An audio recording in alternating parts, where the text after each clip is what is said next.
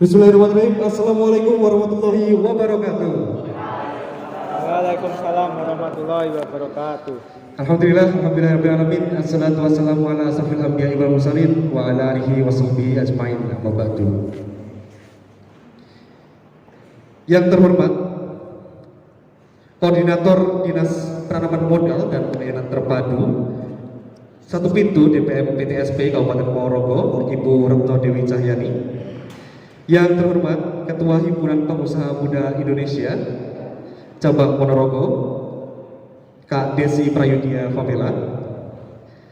Yang saya hormati dan saya cintai Ketua Himpunan Mahasiswa Islam HMI Cabang Ponorogo dan juga HMI Komisariat Fitrah, serta teman-teman peserta seminar kewirausahaan dan investasi yang saya banggakan.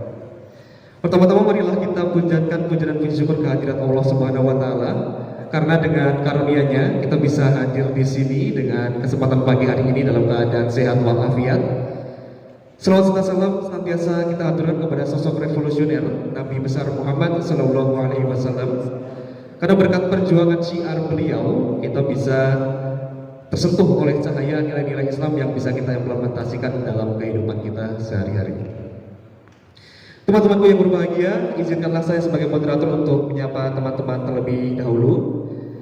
Selamat pagi teman-teman. Pagi. Oke, ini cukup semangat ya teman-teman ini. Bagaimana kabarnya teman-teman? Apakah baik? Baik. I'm good.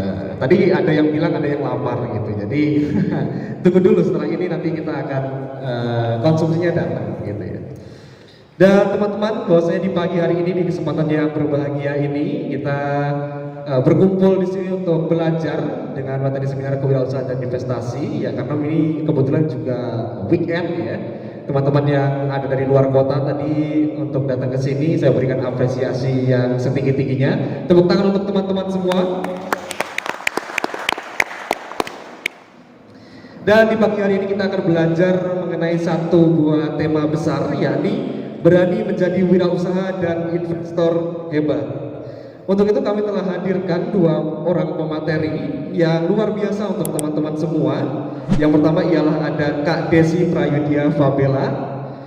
Beliau adalah seorang pengusaha dan chief eksekutif dengan pengalaman 4 tahun lebih memimpin serta mengembangkan banyak sekali perusahaan, teman-teman. Beliau juga merupakan Ketua Himpunan Pengusaha Muda Indonesia HIPMI Cabang Ponorogo dengan banyak pengalaman profesional, diantaranya ialah CEO dan founder Real Estate Development Company PT Hemas Buana Indonesia, Hemas Property dari tahun 2017 hingga sekarang, CEO dan founder perusahaan retail salon dan kecantikan Ziba Cosmetic Indonesia tahun 2019 hingga sekarang, serta Kepala Komisaris Rumah Sakit Umum RSU Darmayu Ponorogo dari tahun 2018 hingga sekarang. Nah, Kak Desi ini merupakan lulusan sarjana seni, Kak Desi ya, di International Relations and International Studies Monash University di Melbourne, Australia tahun 2016. Dan Kak Desi ini akan menyampaikan materi dengan judul Memulai Bisnis dan Menjadi Entrepreneur Muda. Jadi bagi teman-teman yang mungkin ingin tahu lebih lanjut bagaimana nanti materi yang akan disampaikan Kak Desi, kita bisa berdiskusi setelahnya juga. Jadi teman-teman mohon diperhatikan dan kita belajar bersama-sama. Semoga kegiatan kita di pagi hari ini bermanfaat. Selain Kak Desi ada seorang materi yang tak kalah luar biasa, yakni Ibu Retno Dewi Cahyani. Beliau adalah seorang analis kebijakan ahli media selaku koordinator penanaman modal dan kerjasama Dinas Penanaman Modal dan Pelayanan Terpadu Satu Pintu DPM PTSP Kabupaten Ponorogo.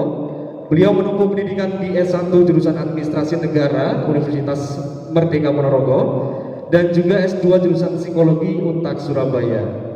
Dan Bu Retno ini akan menyampaikan materi dengan judul Peluang dan Potensi Investasi di Kabupaten Ponorogo. Tentunya dua pemateri yang telah kami hadirkan di pagi hari ini merupakan pemateri yang luar biasa untuk teman-teman semua agar kita semua bisa belajar. Kita berikan apresiasi terlebih dahulu dengan tepuk tangan untuk kedua pemateri.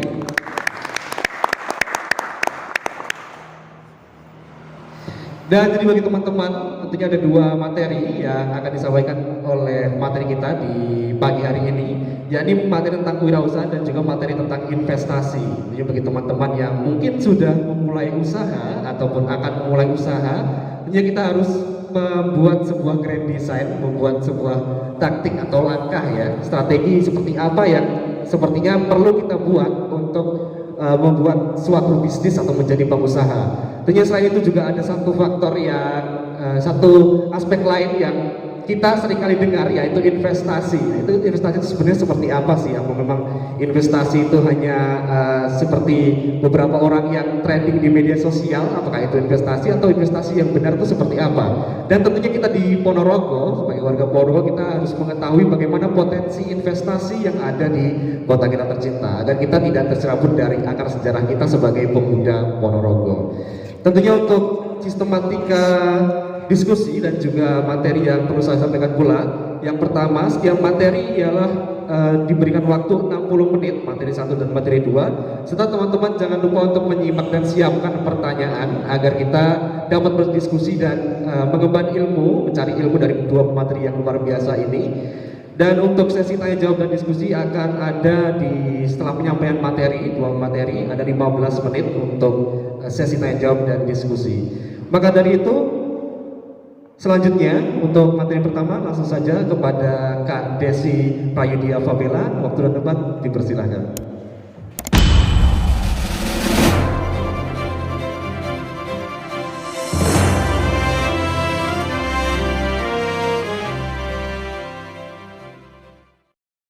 Terima kasih. Assalamualaikum warahmatullahi wabarakatuh.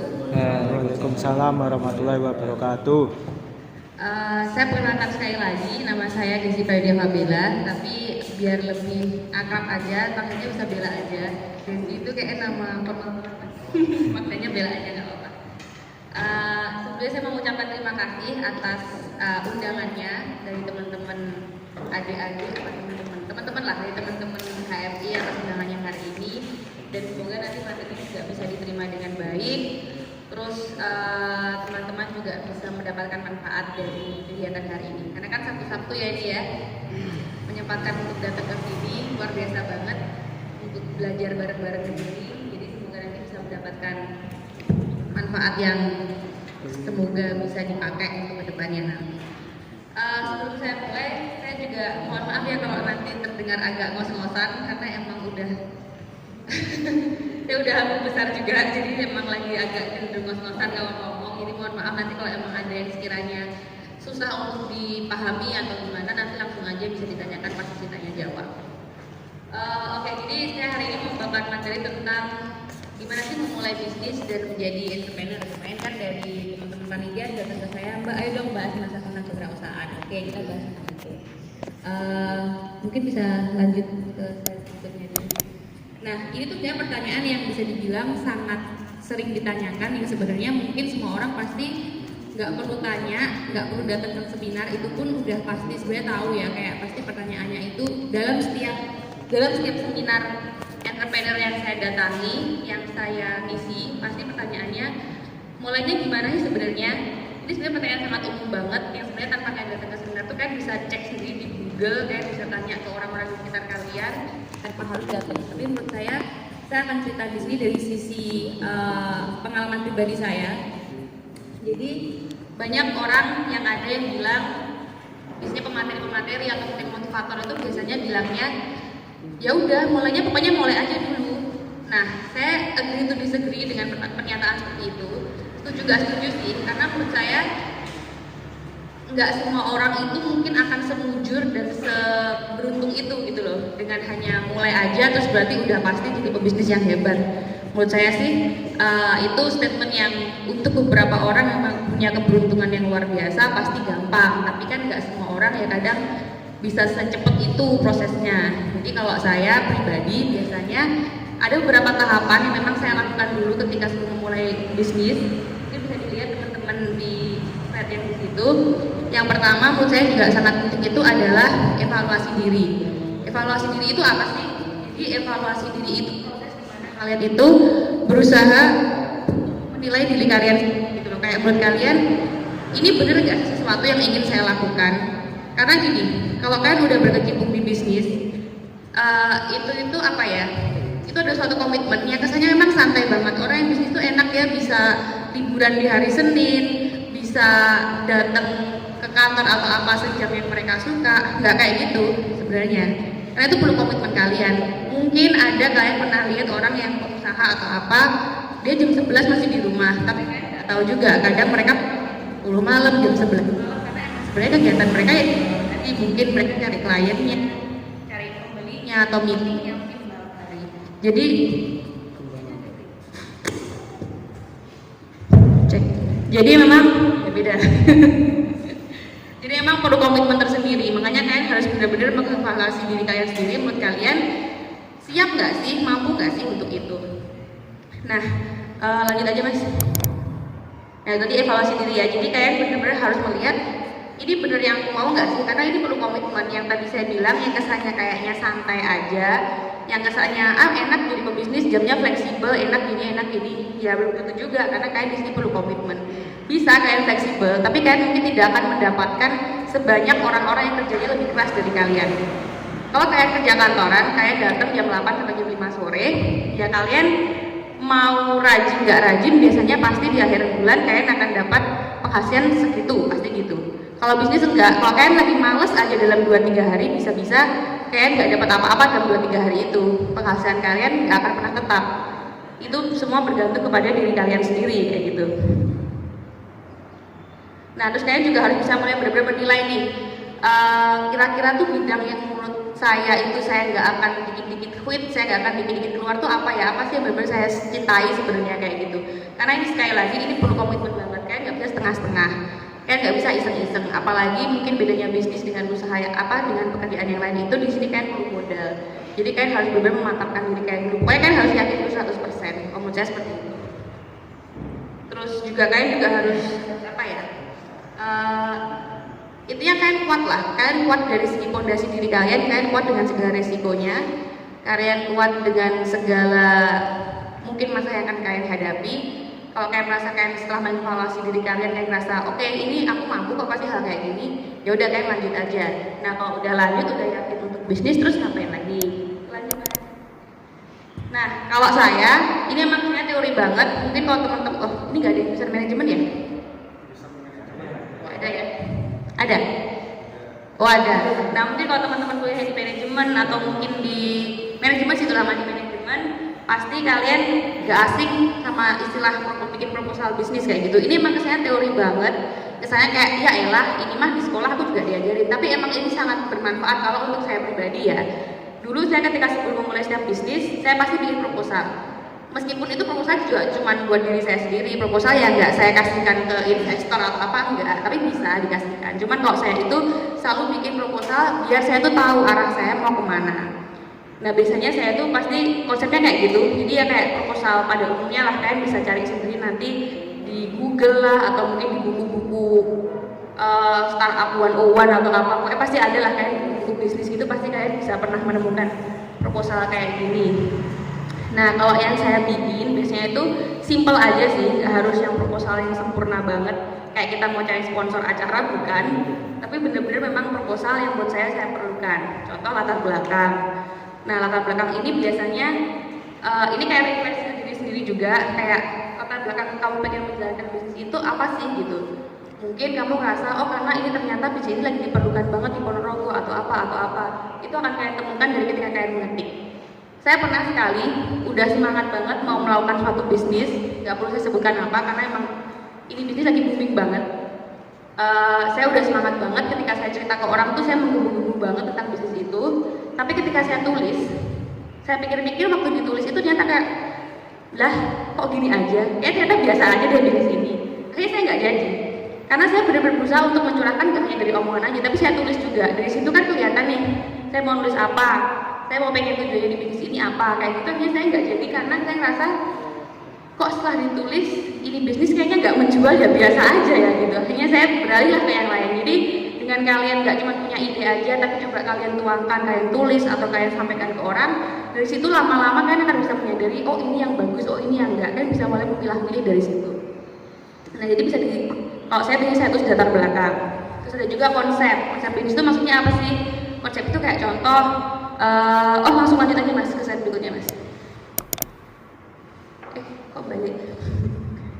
Nah kayak konsep itu biasanya maksudnya kayak contoh, misalnya kalian mau buka bisnis yang lagi cukup booming juga, coffee shop mama. kalian kalau mau bersaing dengan banyaknya coffee shop di Ponorogo sekarang ini, kalian nggak bisa asal-asalan yang penting kopinya enak terus buka udah.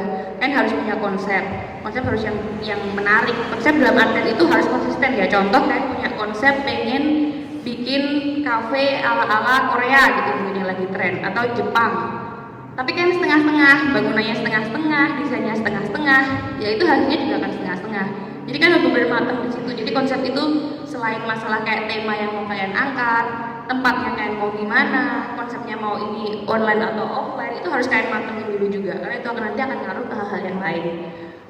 Terus juga kalian mau membawa gimana ya, kayak value kalian dalam bisnis ini tuh apa sih? Saya ada orang yang sangat menghargai value atau kayak apa ya istilahnya, nilai dari suatu usaha. Saya nggak suka modelan yang usaha itu yaudah yang penting buka aja udah. Kalau saya biasanya selalu punya pegangan. Oh, saya punya perusahaan A, saya pengen value saya itu di sini. Saya pengen fokusnya kalau di contohnya di usaha saya kan di bidang properti. Ketika awal buka saya pengen value saya itu adalah kita harus jadi developer yang inovatif dan juga ramah lingkungan. Nah itu berusaha yang selalu saya angkat di situ. Akhirnya lama-lama itu menjadi kayak apa ya? Jadi kayak ya saya pengen perusahaan saya dikenal sebagai perusahaan yang inovatif, yang selalu beda dari mungkin desain rumahnya, dari latar apa namanya kayak konsep lingkungannya harus beda, harus yang selalu ramah lingkungan, harus yang kayak terdepan dalam masalah kayak umpamanya teknologi kayak CCTV, smart home kayak gitu-gitu. Saya itu kan value yang saya pegang, saya pengen inovatif. Akhirnya dari situ teman-teman di perusahaan saya pun juga akhirnya selalu membawa ke arah yang ke situ. Jadi kalian harus punya value, kalian harus punya nilai dari bisnis kalian itu mau kalian bawa kemana. Nah, ini yang selanjutnya paling penting juga nih. Setelah kalian udah punya konsep bisnis kalian udah mulai mateng nih mau dibawa kemana arah bisnisnya, baru kalian pasti harus bikin rincian rencana anggaran biaya. Di sini rencana biaya itu ada modal usaha yang pasti. Terus biasanya yang perlu kalian masukkan juga itu perkiraan pengeluaran bulanan kalian untuk produksi. Contoh kayak pengen buka kafe tadi ya berarti kan kalau modal usaha itu meliputi biasanya sewa tempat atau mungkin beli tempat atau mungkin renovasi. Terus kalau yang harian itu biasanya kan biaya kalian beli biji kopi, beli susu, beli dan lain sebagainya itu. Lalu juga ada operasional harian atau mungkin bulanan buat upah, gaji dan lain-lain. Nah ini ada penjelasannya juga tentang di rencana anggaran biaya kalian itu apa aja sih yang pengen kalian masukin, itu juga ada di situ. Nah kalian bisa sih kalau cari ini mah di Google juga ada, tapi intinya kalau saya biasanya tetap saya tulis hal-hal seperti ini. Jadi di modal usaha itu yang termasuk apa aja, di biaya bulanan itu apa aja, lalu di biaya operasional berapa aja, nanti dijumlahkan semuanya kan tahu nih akhirnya berapa nih sebenarnya biaya yang harus saya butuhkan untuk usaha saya ini. Kan kayak nanti di situ tahu. Nah dari RAB tadi, kalian nanti juga akan menemukan nih akhirnya, oh berarti biaya yang saya butuhkan tuh segini, uang yang saya punya segini. Nah kalau mau kurang, lah aku dari mana dapatnya bentuk kurangannya? Nah itu kan banyak nih caranya, nanti bisa ada, kan bisa mulai dapat ada pilihan untuk pinjaman nggak harus ngeri-ngeri banget ya, nggak semua pinjaman itu pinjaman bank. Pinjaman banyak celahnya, banyak caranya, mungkin pinjam saudara, pinjam orang tua, banyak lah ya kalau pinjaman itu. Lalu juga ada mungkin kayak cari investor, kayak gitu juga, itu banyak lah pilihannya. Yang penting kan punya dulu rencananya, jadi biar kalian tuh tahu arah kalian ini dalam 1 tahun ke depan tuh kebutuhan tuh bakal segini, biayanya bakal segini, terus cara memodalkan ini gimana, aku dapat modal dari mana. Mungkin nanti kalau investasi kayak gitu juga bisa lebih jelasnya nanti sama Bu Retno juga, pasti akan bahas investasi juga. Jadi yang penting tahu. Oke lanjut mas. Nah terus selanjutnya kalau udah ketemu kan tadi ya, jadi udah ketemu terkait konsepnya, biayanya udah punya gambaran nih. Biasanya kalau saya di proposal yang saya bikin untuk diri saya sendiri itu saya masuk nih ke strategi awal. Strategi awal di sini itu biasanya banyak banget sih. Kayak kalau saya itu biasanya mulai mikir terkait kayak permasalahannya nanti mau diarahkan kemana sih, biar saya bisa dengan modal segitu, saya udah mulai harus memikirkan kira-kira per bulannya saya harus dapat berapa. Terus kalau saya punya target BEP dalam waktu 1 tahun atau 2 tahun, berarti dalam setiap produk yang saya jual itu harus saya jual berapa. Itu kan harus punya rincian kalau bisa ya. Kalau bisa punya rincian. Lanjut tadi Mas. Nah, menentukan kayak tadi BEP yang saya sebutkan tadi. Jadi kalau saya biasanya udah harus mikir nih, saya punya usaha A, saya pengennya BEP dalam berapa tahun? Let's say 5 tahun. Oke, berarti kan dalam 5 tahun dengan modal segitu tadi, berarti saya sudah harus BEP. Teman-teman tahu ya BEP ya? Maksudnya udah imbang gitu antara modal, itu udah ada penjelasan gitu ya, insya Allah. Jadi udah imbang antara modal kalian dengan yang kalian dapatkan tuh udah seimbang. Yang mana setelah itu kan udah gak bakal minus lagi kan, udah tinggal menerima keuntungan aja. Itu kan bisa ditarget. Ada yang orang yang kerja setahun tuh hebat banget. Ada yang 5 tahunan, ada yang bahkan sampai 10 tahun. Itu tergantung juga dari gimana nanti kalian pengen menentukan harga barang yang kalian jual tuh dari situ juga. Kalau kalian mentargetkan BEP 5 tahun, nanti kalian juga bisa menentukan, oh berarti dalam satu produk itu aku harus punya laba segini, nanti dikurangi dengan operasional bulanan tadi, dikurangi dengan modal kerja tadi, bla bla bla. Ini teoritis banget sih kalau ini. Kalau ini kalian bisa belajar dari banyak sumber, dari banyak dari mungkin juga dari seminar-seminar yang langsung fokusnya emang ke kayak gini, atau kalau teman-teman kuliah manajemen bisa dari satu mata kuliah sendiri juga. Jadi kalau saya jelaskan terlalu detail juga nanti kembali lagi ke tadi, kita jadi 12 minggu kan satu semester, bukan lagi 14 minggu ya satu semester ya, 14 minggu nanti bukannya 1 jam. Intinya kayak gitu. Jadi kalian harus punya apa ya, timeline, kalian harus jelas lah, maksudnya dalam artian kalian harus tahu kira-kira, oh aku dalam bisnis ini bisa balik modal mungkin di 3 tahun, gimana caranya. Nah itu kalian harus bisa punya hitungan tadi dari RAB, lalu dari harga jual kalian, lalu dari setelah itu kalian harus mulai menemukan nih strateginya gimana biar saya bisa masuk ke target itu, gimana sih cara saya gitu. Berarti kan harus mungkin labanya harus diperbesar, harga barangnya mungkin harus gimana, atau mungkin marketingnya harus gimana. Itu harus mulai kayak gitu. Nah terus kalau tadi udah semua ya, berarti kan tadi udah disebutkan tadi, jadi kalian udah punya rencana itu tadi, kalian udah punya timeline, udah 5 tahun, terus kalian juga udah mulai tahu mungkin, oh karena aku pengen 5 tahun itu rumah, karena saya pengen 5 tahun itu berarti saya sudah BEP, sudah break even point, berarti saya harus punya strategi sendiri. Nah itu kalian akan bisa temukan nanti dengan proposal kalian itu. Setelah itu kalian akhirnya bisa mulai mengetahui, oh berarti strategi yang harus saya lakukan apa sih gitu. Mungkin strategi marketing tersendiri. Sebenarnya saya pengen sih bahas marketing gitu, karena kalau bisnis itu kan udah marketing, tapi karena kita fokusnya hari ini lebih ke gimana caranya untuk memulai bisnis, jadi marketing itu sebenarnya udah topik bahasan baru lagi yang memang tuh sangat menarik untuk dibahas. Karena dalam dunia bisnis itu marketing itu bisa dibilang adalah salah satu nyawa. Kalian mau punya usaha sekeren apapun konsepnya, kalau nggak kalian pasarkan dengan baik, kalau kalian nggak tahu sebenarnya pasarnya sudah tepat atau belum, itu juga akan percuma. Nah terus tadi seperti yang saya bilang kan saya udah jelas nih, baru kayak nanti mulai lagi kayak coba cek dulu apakah bisnis yang kalian ini apa ya istilahnya, sebenarnya itu sesuatu yang memang sedang dibutuhkan market atau enggak sih. Kalian harus bisa menemukan di situ. Jadi kalian strateginya tadi kayak kalian harus bisa mulai membaca bahwa ini saya lagi masuk di pasar yang sudah ada, saya sedang masuk di kompetisi yang sudah ada, atau saya ini lagi bikin suatu pasar yang baru. Itu kan harus bisa mulai memahami dari situ juga.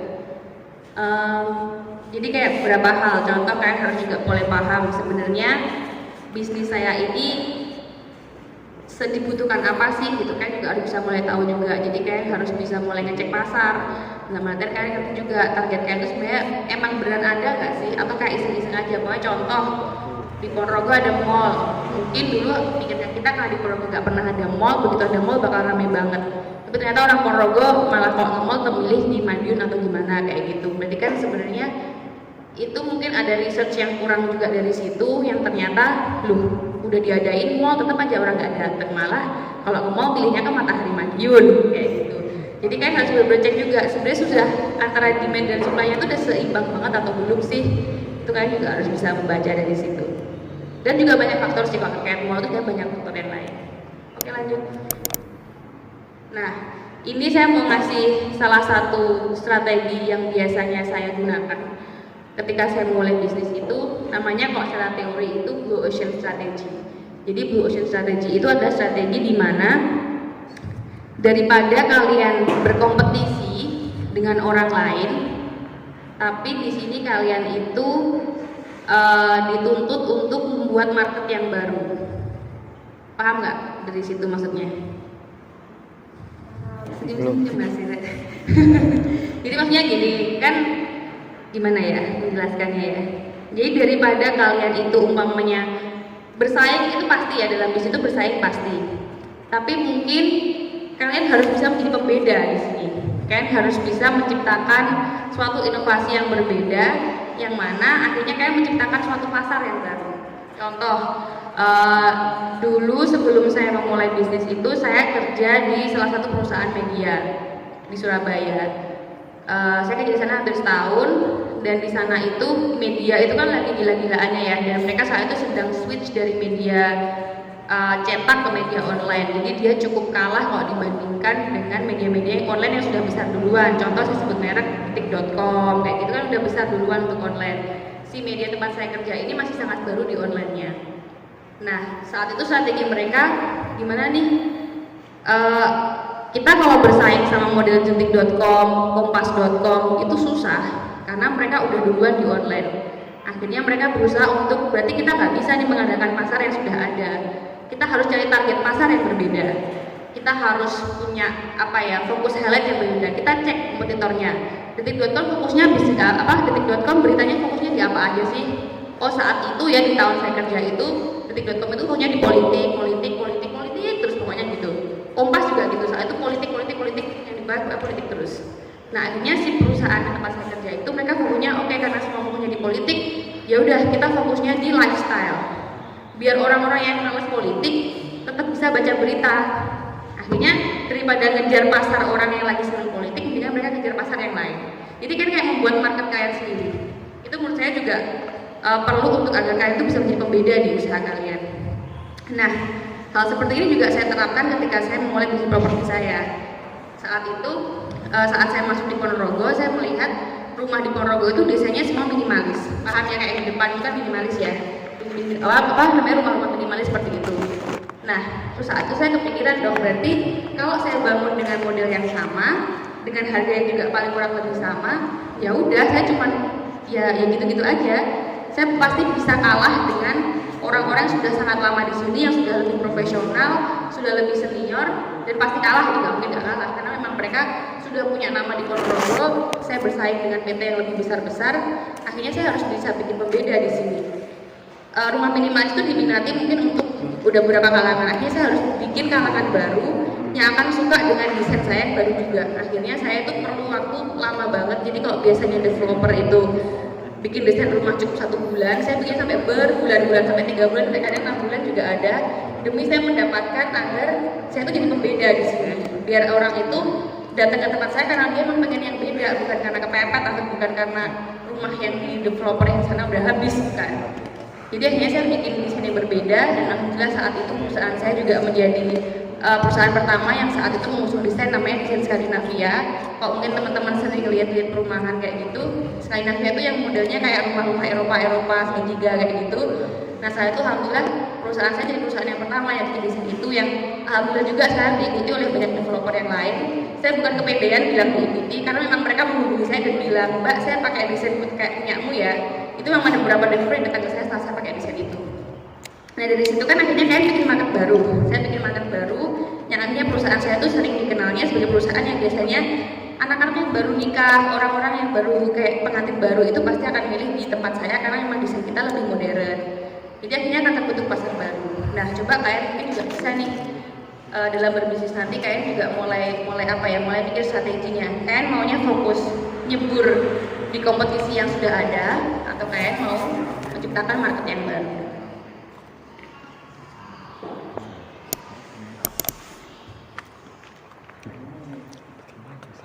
Nah, terus ini juga tahapan-tahapan untuk gimana caranya kalian bisa menemukan market baru itu tadi. Gimana caranya kalian bisa membaca market itu tadi.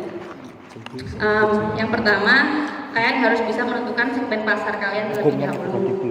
contohnya menentukan segmen pasar itu kan harus tahu nih usaha kalian. Contoh kalian pengen buka usaha mungkin toko hijab atau butik atau apa, kalian harus punya target dulu nih segmen pasar kalian itu sebenarnya siapa aja sih, umur berapa sampai berapa kira-kira orang-orang yang akan beli di kalian. Berarti kan dari situ nanti kan juga bisa hanya menentukan kan produk kalian itu berarti harus yang kayak gimana. Kalau contoh umur segmen pasar kalian itu mungkin di 17 sampai 30 atau mungkin pokoknya anak SMA kuliah sampai kerja awal-awal. Nanti kalian harus make sure bahwa kalian itu pakai produk-produk yang memang lagi bener-bener happening kayak gitu. Atau kalian juga bisa, kalau kalian ingin pembeda pasar tadi, meskipun kalian masih muda-muda, kalian malah fokusnya mungkin ke ibu-ibu aja deh. Soalnya kalau yang toko hijab atau toko baju sekarang itu semua modelnya hampir sama semua nih buat anak-anak muda. Tapi kadang ibu-ibu tuh kayaknya malah kurang deh pilihannya untuk baju-baju hijab atau baju-baju muslim. Ya udah, meskipun aku masih muda, aku mau jualan buat segmen ibu-ibu aja, aku bikin pasar baru aja, siapa tahu semua ibu kalau beli pasti ke aku. Jadi kan harus menentukan segmen pasar kayak terlebih dahulu kayak gitu. Lalu juga berikutnya ini ada juga biasanya itu untuk menentukan ini tadi kayak bikin BMC. BMC itu kayak bisnis model canvas. Ini kayaknya harus kuliah manajemen kalau mau ngelontok terkait ini, karena ini tuh sebenarnya lebih ke kayak kalian tuh bikin apa ya, semacam bikin kayak roadmap gitu. Jadi kayak bukan kayak mind map gitu, kayak mind map gitu. Jadi intinya kayak tuh kayak harus bisa mendeteksi di bisnis kalian nanti siapa-siapa aja yang akan kalian butuhkan, partner kalian tuh bakal siapa-siapa aja. Contohnya dalam bisnis kalian nanti kalau kalian bisnisnya hijab tadi, kalian bakal harus bekerja sama dengan konveksi, terus mungkin penjahit atau mungkin supplier kayak gitu harus kalian rinci. Terus targetnya ke siapa aja tadi. Terus apa ya? Biasanya masuk di BMC itu kalian pengen promosi dalam bentuk apa aja, terus anggaran kalian biasanya keluar di mana aja, itu macam-macam sih. Kalau itu nanti lebih detailnya kalian mendingan ada sih ilmunya kayak gitu, atau mungkin nanti kita ngobrol-ngobrol kalau emang kalian benar-benar serius pengen belajar tentang kayak how to start a business, nanti kita bisa ngobrol setelah ini, karena kalau itu rinci banget. Tapi intinya itu tadi tahapan-tahapannya macam-macam banget. Terus juga ada setelah itu kalian the 4 action framework ini juga teori banget. Ini intinya itu setelah kalian menemukan nih tadi ya target pasar kalian sudah menentukan kira-kira pengen BEP dalam berapa tahun, kalian sudah menentukan harga-harga kalian sudah tahu kompetitor kalian larinya kemana aja. Nah kalian akhirnya baru nih nanti bisa menentukan, oh berarti saya harus unggul di ini, yang harus saya kurang itu ini, yang harus saya perkuat tuh ini tuh nanti bakal kalian bisa temukan kalau kalian bisa bikin bagan yang jelas itu tadi.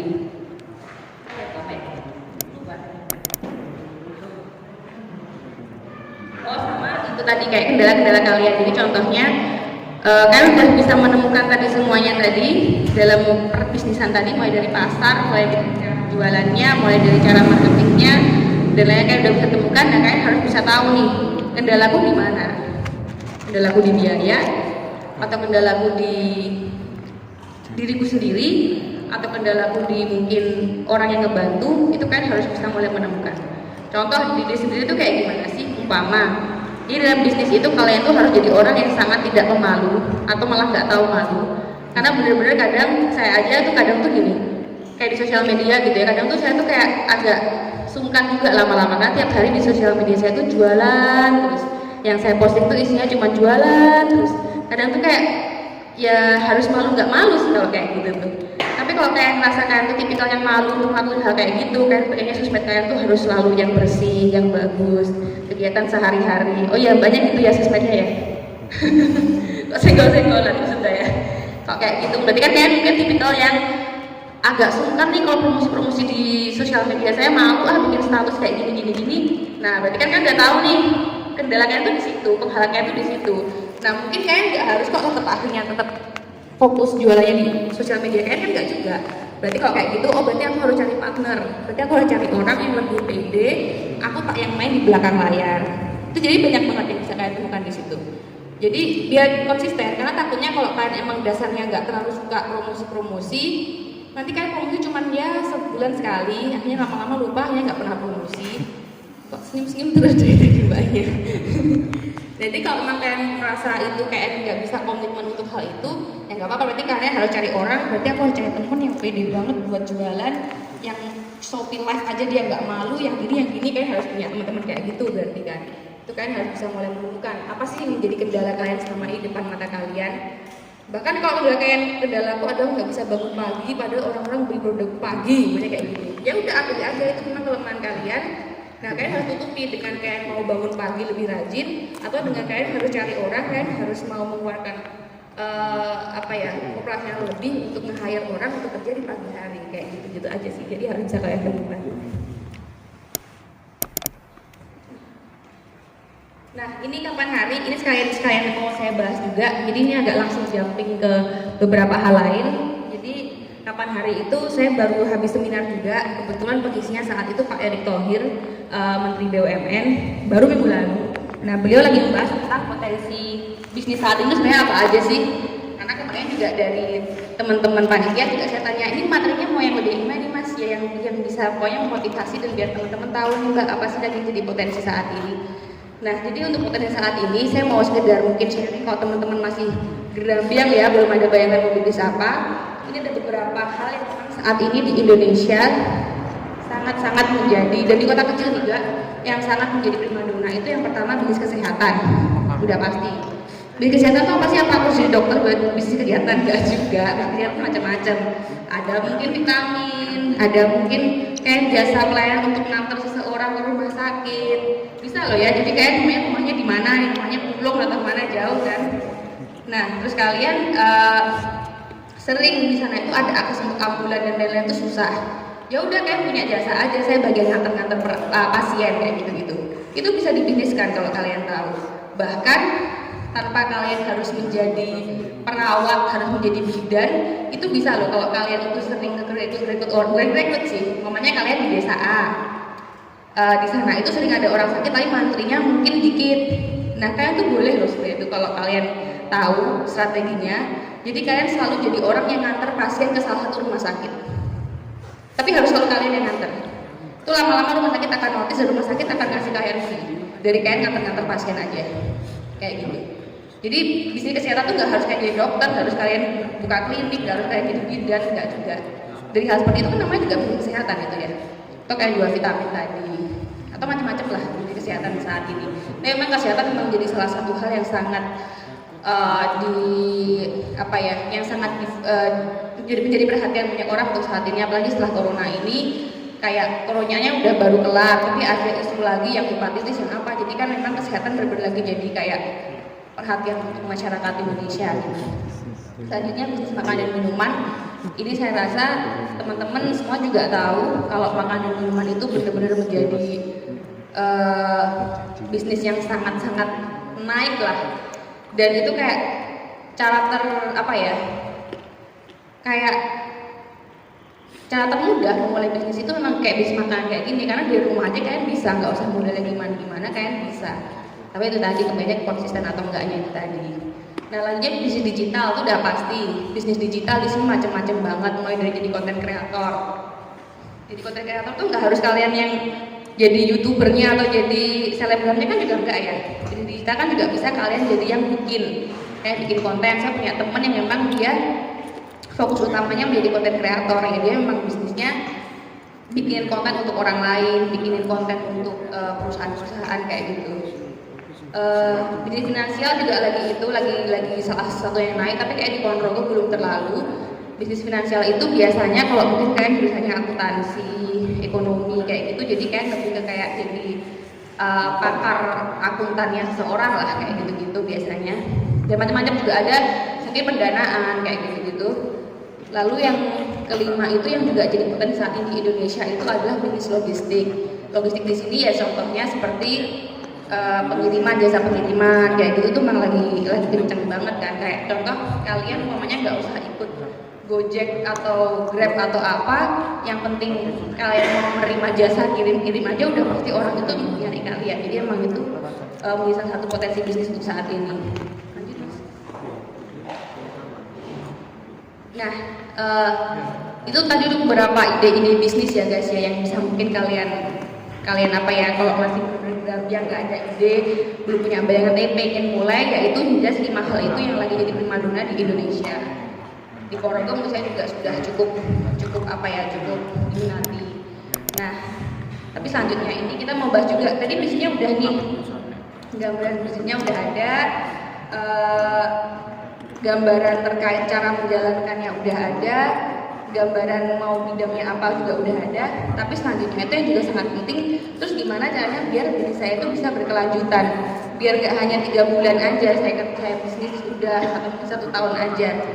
Nah itu ada banyak banget sebenarnya cara-caranya. Yang jelas kalian harus melek dengan perubahan yang ada di zaman sekarang ini. Kalian harus melek kalau sekarang lagi trennya transformasi digital, ya kalian harus melek kalau bisnis kalian itu sekarang bisa banget bergerak kalau kalian itu bisa selalu mengikuti tren-tren tersebut gitu loh. Kayak contoh sekarang, karena sekarang lagi transformasi digital, di perusahaan saya akhirnya mau gak mau yang di rumah sakit itu saya harus mulai mengadakan yang namanya antrian online, lalu harus sering mengadakan seminar secara digital ya, karena kita nggak bisa pakai cara lama, kita harus benar-benar mengikuti tren itu tadi. Jadi teman-teman pasti juga malah mungkin memudahkan banget sih ya dengan transformasi digital saat ini, malah memudahkan banget buat kalian nggak harus selalu punya tempat kerja, karena kalian bisa apa-apa kan dilakukan online malah. Jadi itu harusnya malah meringankan rekan-rekan banget sih.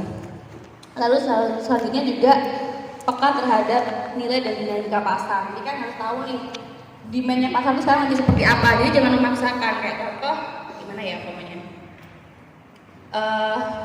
orang udah nggak tertarik mungkin dengan salah satu trend fashion tertentu, tapi kalian maksain tetap jualan itu terus, yang nggak akan laku karena orang udah beralih dan kalian harus ikut beralih, produk kalian harus ikut beralih, kalian harus bisa punya apa ya, punya perubahan di situ, kalian harus mau mengikuti tren pasar, kalian nggak bisa terus-terusan dengan pasar yang sama seperti itu.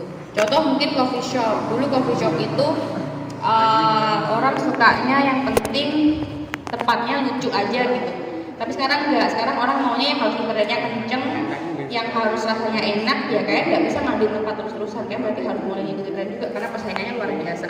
Oh dulu mungkin tren coffee shop itu desainnya yang warna-warni mamanya, atau mungkin yang lebih jelimet. Kalau sekarang teman-teman sadar dan pahami, desain coffee shop sekarang itu udah mulai berbeda. Sekarang lebih ke bohemian, karena konsepnya lebih ke outdoor, lebih ke yang simple, yang cuman gak dicat di plaster doang, itu udah menurut kalian udah keren banget kan coffee shop yang kayak gitu. Nah berarti ya harus ngikuti, berarti si coffee shop lama ini yang modelnya warnanya yang pink, hijau, kuning itu harus mulai ngikuti kalau tren masyarakat orang itu udah berubah. Sekarang sukanya coffee shop itu yang modelnya itu tadi, yang industrial, yang semi-semi, semen-semenan itu tadi, yang pakai tanaman hijau-hijau itu tadi. Jadi harus bisa mengikuti di situ.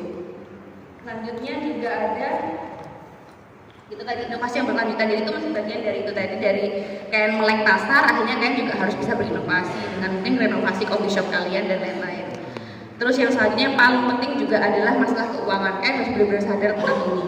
Ini banyak banget jadi kendala banyak temen ketika bisnisnya udah jalan banget, tapi ternyata mungkin dari segi manajemen keuangannya lemah, akhirnya dia tersandung karena hanya masalah dia manajemennya yang salah. Kalau tips dari saya, intinya selalu pisahkan antara keuangan pribadi kalian dengan keuangan usaha kalian. Jangan pernah jadikan satu. Kalaupun jadikan satu tuh kepepet, terus udah kepepet yang paling kepepet lah harus. Karena itu akan sangat mempengaruhi. Kayak dia itu keuntungannya besar dalam bisnisnya, dia tuh selalu punya untung yang luar biasa. Tapi ya itu semua dia dipakai jalan-jalan, sama dia dipakai buat kebutuhan pribadi dia, buat beli baju, buat beli HP, buat beli tas.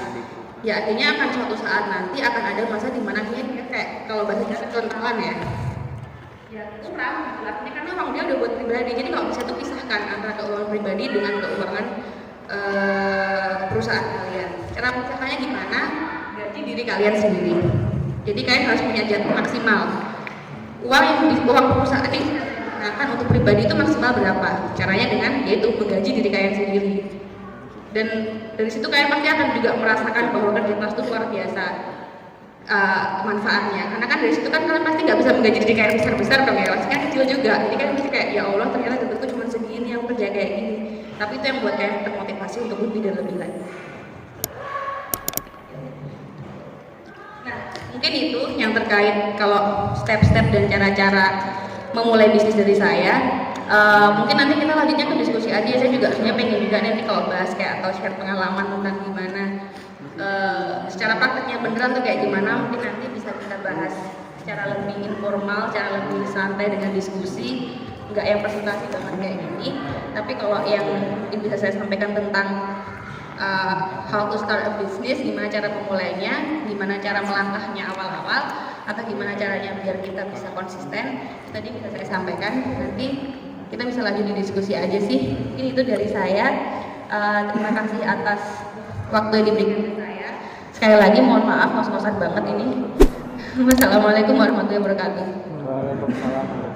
Kita berikan tepuk tangan kepada pemateri satu. Luar biasa, ya inilah Kak Fabela ya. Bukan Kak Desi, katanya kalau Kak Desi terlalu formal katanya. Dan itu teman-teman bagaimana? Apakah sudah dapat poin-poin yang teman-teman ingin cari tahu?